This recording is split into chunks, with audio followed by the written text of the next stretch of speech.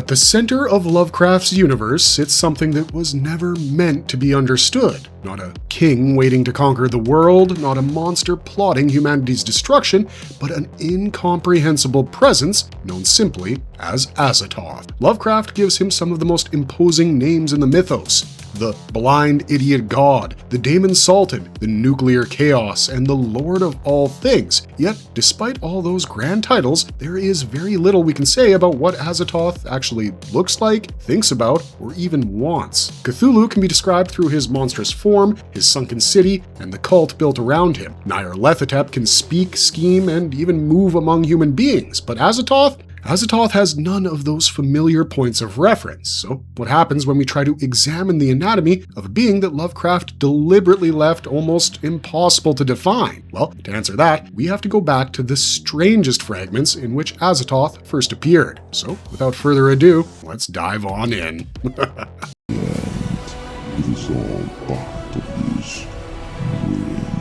Who was Azathoth? Azathoth, typically categorized as one of the outer gods by later Mythos writers, was never created as part of a pantheon or hierarchy of beings by Lovecraft himself. Moreover, Lovecraft's earliest conception of Azathoth was significantly more basic than what later authors, and even Lovecraft himself, later developed. As written in his commonplace book in 1919, Lovecraft mentions the entity only once: Azathoth. Hideous name. The next allusion to the outer god is even more vague, as it appears in one of his prose poems, an unfinished piece of work simply titled Azathoth. Again, Lovecraft gives us no particular context to the entity beyond mentioning it alongside other unnamed horrors. To quote, "And this old world of ours became tiresome to him, and he sought another, more fascinating world to inhabit.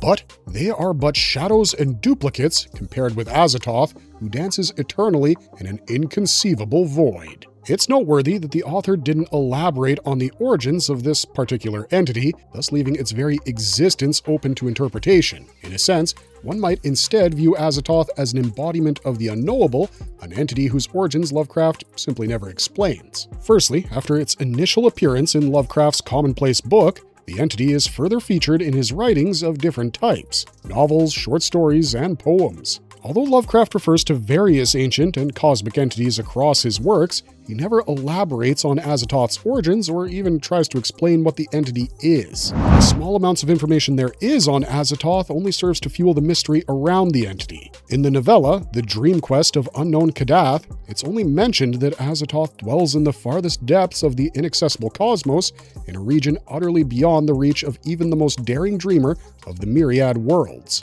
Yet, in the Sonnet to Azathoth from Fungi from Yugoth, one can read about some of the metaphysical terrors associated with him. In essence, no piece of writing referring to Azathoth serves to explain his origins, powers, or even appearance, with the surviving references remaining fragmentary rather than forming a consistent mythology. Ultimately, Lovecraft depicts Azathoth as a cosmic power existing outside of time and space, inaccessible to human understanding. It's therefore impossible to say what Lovecraft himself thought of Azathoth. Why is Azathoth called the blind idiot god? The word idiot in the subtitle to Azathoth's poem is severely misleading. Lovecraft clearly didn't intend for it to be taken literally, as an indication that the entity is foolish or deluded, because he puts that adjective in juxtaposition to the limitless power that Azathoth possesses. The more plausible explanation is that it refers to his lack of normal cognition, which is suggested by the dream quest of Unknown Kadath's description of the other gods that dance around him, who were blind, voiceless, tenebrous, and mindless. This is the most reasonable interpretation of Lovecraft's Azathoth, as it's not presented as a thinking entity in any capacity, and the Lord of all things in the sonnet Azathoth is more akin to a living tempest of thought that only thinks about thoughts not understood by him. As he speaks of dreams which he cannot comprehend, there's no indication that he's aware of himself or his own power. It's not that Azathoth is deluding itself, per se, as Lovecraft doesn't depict the Lord of all things as being in any position to control or understand what he does, only that he possesses incredible power for which, in his own blind way, he is responsible. The epithet blind idiot god is more in line with that assessment of the entity than any other that Lovecraft might have used to describe Azathoth's condition. Lovecraft gives us no clear purpose behind Azathoth's existence or whatever power he possesses. There's no stated objective that he pursues, nor any indication that his actions follow a comprehensible intention.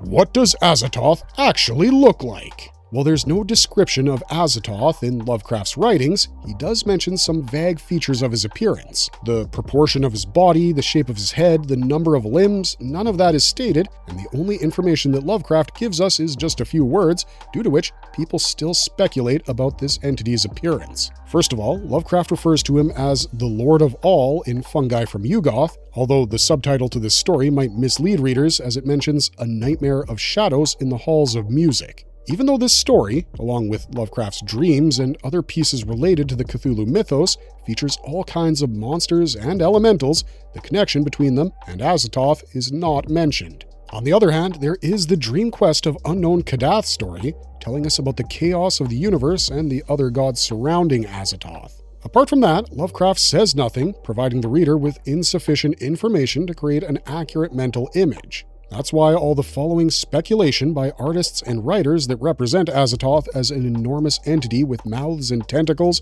or as a wisp of shadowy smoke, are pure imagination. There's no precise picture of Azathoth in Lovecraft's writings, as he mentions only a few words about him. Thus, it's impossible to determine specific traits referring to Azathoth. Nevertheless, calling him featureless would be incorrect as well. In conclusion, Lovecraft just didn't give us a precise description of Azathoth's appearance, so your guess is as good as ours. Why is Azathoth surrounded by flutes, drums, and dancing horrors? The oddity of the environment surrounding Azathoth goes beyond the visual, as Lovecraft notes the accompanying sounds that enrich the bizarre narrative. Pipes, drums, and the dancing of the other gods adds a layer of peculiarity to the account, as other gods are associated with an equally horrifying, grotesque exhibition, while Fungi from Yuggoth provides Azathoth with music in the shape of a symphony played on a demonic flute and terrible drums.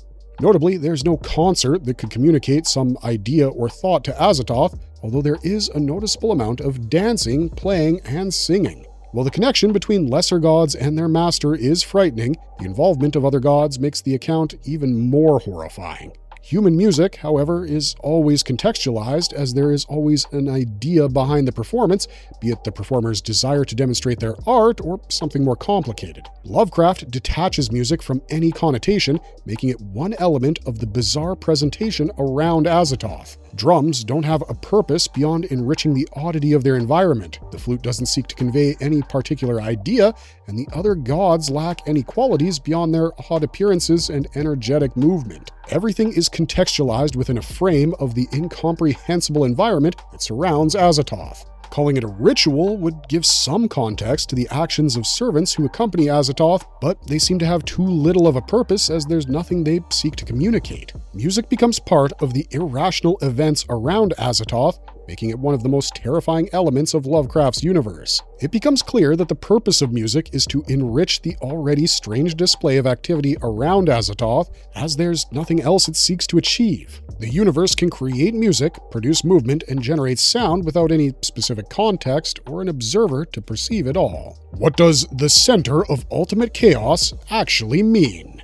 When Lovecraft puts Azathoth at the center of all infinity, the word center is almost misleading because of a tempting interpretation that it suggests. One might think that this is the point from which measurements are made, which would have a specific location in space, possibly at the heart of an infinitely extended universe. However, the passage doesn't support this idea and rather explicitly opposes it. Indeed, while writing The Dream Quest of Unknown Kadath, Lovecraft several times refers to the nethermost confusion, inconceivable, unlighted chambers beyond time, and beyond the ordered universe.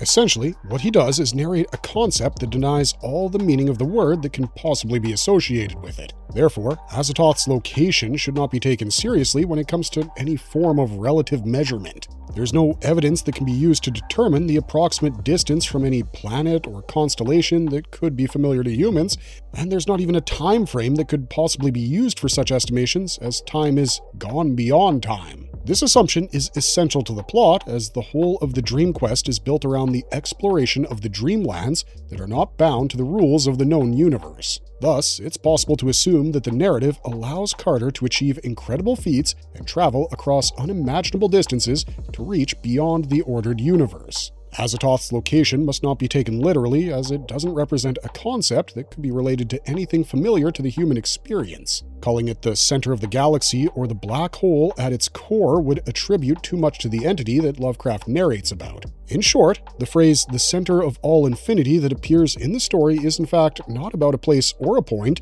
Moreover, it seems misplaced because the very notion of center implies existence on a larger scale from which center can be measured or located, whereas being in all infinity denies that meaning, making it almost an oxymoron. After all, Azathoth isn't scary because he's at the center of something big. It's rather the fact that Lovecraft narrates about something he doesn't relate to anything familiar that instills horror in the readers. Why is Nyarlathotep so important to Azathoth's story? Nyarlathotep is perhaps one of the few entities in Lovecraft's mythos that gives the impression of the unknowable, distant, and unreachable. In the dream quest of unknown Kadath, Nyarlathotep is described as the soul and messenger of the other gods, which straight away sets him apart from the rest. He's more personalized in his interactions with mortals and other entities as he takes physical forms and communicates with them. Azathoth has nothing of the sort, and the contrast between the two is showcased several times throughout the stories involving him. Namely, the two gods are presented differently in terms of their connection to the domain of humanity. This is most evident in the story Fungi from Yugoth, where Nyarlathotep visits Azathoth and strikes his master's head. The ambiguity around their connection is evident, as is the oddity of the supposed master-slave relationship. There's nothing in Lovecraft's writing to suggest a direct connection between Nyarlathotep and Azathoth beyond the one implied by the visit. The most evident difference between the two lies in their ability to communicate with visitors to their realm. Nyarlathotep can address them, talk to them, tempt them, and even hurt them in various ways. He presents a very tangible, personalized threat to those who visit his domain, which makes him more relatable and frightening on a personal level. Azathoth, on the other hand, is unable to communicate and thus doesn't appear as personalized or reachable in his malice. It's much more difficult to be frightened by an entity that neither speaks nor attempts to connect in any way beyond showcasing its power and presence. If anything, Nyarlathotep is much more frightening in his ability to reach out and touch, literally and metaphorically, compared to the unknowable terror of Azathoth. The former appears to be more cruel and mean-spirited than his counterpart, which makes the visitors to his realm feel exposed and threatened. On the other hand, the presence of Azathoth simply fascinates and scares people due to his detachment. Both gods are frightening, but Nyarlathotep's ability to interact with visitors makes him more relatable and therefore more terrifying on a personal level. How did Randolph Carter nearly reach Azathoth? Randolph Carter never set out to find Azathoth. His quest in the dream quest of unknown Kadath is for a marvelous sunset city that has appeared repeatedly in his dreams. Azathoth enters the story as Carter's journey reaches its most dangerous territory rather than as the object of his search. Carter eventually learns that the Great Ones have taken the city for themselves and abandoned Kadath. Nyarlathotep then appears and sends Carter back toward the city, setting him on a course that brings him into the terrifying regions beyond the ordered universe. However, the visitor to the Dreamlands should not confuse the end of the road with the journey's meaning, since Nyarlathotep takes the hero far away from Kadath and the land of the gods. In conclusion, if a writer wanted to create a story with a final confrontation between the hero and the evil force, he'd give it a different ending. In fact, Azathoth doesn't play any active role in the plot, since he only appears as the name that changes the course of action. The ending changes the scale of Carter's journey, revealing how far beyond the ordered universe his path has truly taken him. Does Azathoth dream reality, or is that a fan myth? Lovecraft's Dream of Azathoth, the hypothesis that Azathoth is dreaming all of reality, is undoubtedly accurate for the characters in the piece, and that's probably why it was so eagerly adopted by supporters. Yet it's far too convenient for Lovecraft's own original work. Fungi from Yugoth actually contains statements about Azathoth's dreaming, and the language isn't as explicit as you might expect from later interpretations of the same material. Lovecraft's Lord of All is only uttering the words he dreamt but could not understand. It's more fitting for the unknowable alien to rave about thoughts beyond his comprehension than for him to create a reality. In the same sonnet, a later line conveniently provides further basis for the assumption. The cracked flute is creating aimless waves that, and I quote, by their wild concurrence make each frail cosmos its unaltering law. Later interpreters build upon such hints and explanations. The verse can almost be seen as an explanation for the existence of everything that's not directly created by the great old ones. It's not, however, present in Lovecraft's original text, nor does it explicitly state that the very fabric of reality is the dream of Azathoth, or that it would cease to exist should the great old ones cease dreaming. A similar occurrence can be observed in the text of the Dream Quest of Unknown Kadath. There's practically no basis for the later extrapolation, except that in distant realms beyond the stars, you can find Azathoth, other gods, music, and madness, with the last two having no particular connection to the first two. The popular interpretation builds upon the hints, tying everything back to a single point where the universal law is the whim of an ancient entity. Yet, Lovecraft only depicts Azathoth as dreaming, rarely stopping to explain what it is that causes such delusions to take place. Azathoth is described as dreaming and muttering while the other gods dance around him. They're not intrinsically connected, and later writers only eagerly supplied a convenient link between them all. Is Azathoth really more powerful than Cthulhu? Calling Azathoth more powerful than Cthulhu seems almost a cliché, and the very comparison isn't necessarily straightforward, especially once we start to qualify it. Compared to Azathoth, Cthulhu is a tangible entity. He has a habitat, he can be worshipped, and even physically battled. The ship Alert collided with his body, dispersing it, but Cthulhu's form quickly recombined. Nevertheless, in terms of Lovecraft's early works, Azathoth is only, and I quote, a name buried in the deep phlegm and slime of the old world, while Cthulhu's one of the great old ones who have a close connection to Earth and its history. Later Mythos writers, along with video games and other adaptations, gave these entities more defined places within a broader cosmic hierarchy, but Lovecraft himself never established a formal ranking that places Azathoth above Cthulhu. Later Mythos material is largely responsible for portraying Azathoth as occupying a higher position than Cthulhu. Lovecraft's writings give more credibility to the ideas of cosmic horror, but Cthulhu was more relatable and thus stronger in a different sense. The very fact that Lovecraft had to describe and detail Cthulhu's appearance, habitat, and history suggests that the writer saw him as an entity that was on the level of human understanding, whereas Azathoth was pure unknowable horror. In other words, Cthulhu posed a threat comparable to humans, and thus his power was right to be depicted as such, while Azathoth was significantly more fearsome. For this reason, Azathoth and his cosmic powers were not described in detail because there was no need. His name itself instilled terror, and his influence has been felt long before his appearance was revealed in any official media. All in all, Azathoth was not meant to be better or stronger than Cthulhu, and his status as such was mostly determined by later interpretations that built upon the initial descriptions. Lovecraft gives us no reliable basis for declaring either one stronger. Cthulhu is presented through physical action and earthly influence, while Azathoth is presented through much more abstract and fragmentary imagery. Why is Azathoth so difficult to adapt on screen? Well, Azathoth offers a less compelling challenge to film directors compared to Cthulhu. It's an interesting one. The reason lies in the very fact of its existence in the story, because at some point, the director is going to need to show it on screen. No matter how successfully the director attempts to hide it behind other objects or people, as long as people see it, it becomes exposed. On the contrary, when it comes to Cthulhu, it's right to be confident. Its physical form as a monstrous entity is part of its horror, and the filmmakers can use that to great effect. They can depict it, explore Cthulhu's castle, show the expressions on people's faces when they see it, and even describe the feeling of being in its presence. None of that is possible with Azathoth.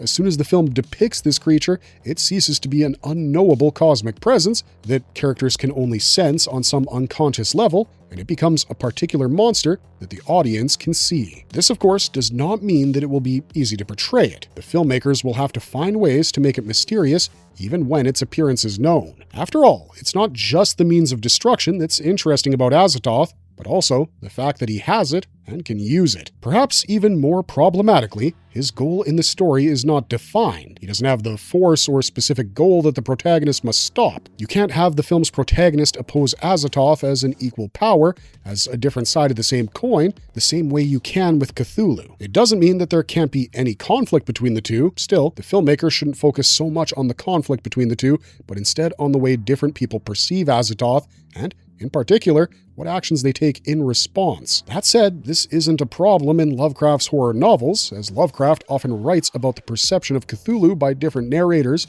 or describes the specific ways in which he manifests himself. By focusing on the ways in which the characters hear or feel the stimulus, the film could build its atmosphere around the sense of discovery and the specific ways in which the narrator and his crew try to understand what's going on. This is where the director's task begins and ends, finding ways to visualize the idea of the stimulus, something that's not easy, but possible, as many other filmmakers have attempted similar tasks. It would allow the film to emphasize this feeling and evoke the sense of the unknown, as well as the obsession that it provokes in the protagonist and the idea that it's not the goal, but the means that are important to him.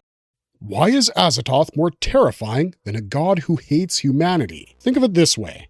A god that's intrinsically evil is easy to understand. For it, the reason for fighting against the human race and bringing it to extinction is self-explanatory. This god will benefit from the extinction, or it'll destroy something it hates. Gods that need worship and monsters that seek revenge are easy to understand because there's an apparent reason for their actions, although the reasons may be disgusting, unreasonable, or unnecessarily cruel. Azathoth, however, is not different from the empty space the narrator of the story mentions at the end. Lovecraft never explains the real reason for the Old One's existence and actions. Simply put, there's nothing to explain. There's no goal, no motivation, no reason for Azathoth to care about humans or try to kill them at all. The narrator of The Fragment wanted to escape the limitations and routine of everyday life and sought freedom in the endless stars. The thing with human nature is that it always wants to find some goal in everything, including the actions of other beings. That's why it's hard to think of a single action, even the most horrific, that would be done without a reason. Simply put, each action, by a god, an animal, or a human, has motivations and reasons behind it that must be understood, and the reason for this is the very fact of the action's existence. If a person commits a crime, it's necessary to find out what prompted him to do this. If a god kills another being or an entire civilization, one has to find the motivation for this action as well. In other words, an action always has meaning, and the only goal of this search is the understanding of this meaning. Azathoth, however, doesn't have any, and this very fact is the true horror of the entity. The horror doesn't come from Azathoth deliberately killing people one after another. It's that Lovecraft gives us no reason to believe that human life has any significance to him at all. This assumption is even more terrifying than the idea of gods wanting to kill all humans, because it shows how insignificant we are in the grand scale of the universe. After all, what could be more devastating than learning that our desires, goals, and actions are completely pointless in the grand scheme of things? Azathoth is not Lovecraft's ultimate horror because he possesses sheer size, an extensive army, or a plan that could bring all existing things to one horrific finale. He doesn't need any of that. Lovecraft manages to scare people by placing this entity in a chaotic realm where motives, thoughts, and reasons have no meaning, and no one has a clear idea of what or who it actually is. There are bizarre movements and noises around Azathoth, unbearable sounds and monsters whose actions cannot be predicted, but none of them describe the real horror that this entity represents. Cthulhu can be seen and heard, Nyarlathotep can communicate with people, trick them, and influence them, but Azathoth keeps his mystery at all costs. The closer you want to get to his image, the less you can rely on your own perception. That's what makes Azathoth one of the scariest monsters from Lovecraft's Mythos, one that makes you question not just how it looks, but how you actually see the world around you. The anatomy of Azathoth isn't really about his physical appearance, because that's only one small part of the picture. To truly understand Azathoth, you first have to understand that you don't understand anything at all. And if you understand what that means, you probably understand what we're trying to get at here. Sadly, that's all we got for you today, but thanks for watching. Stay safe out there, and we'll see ya in the next one.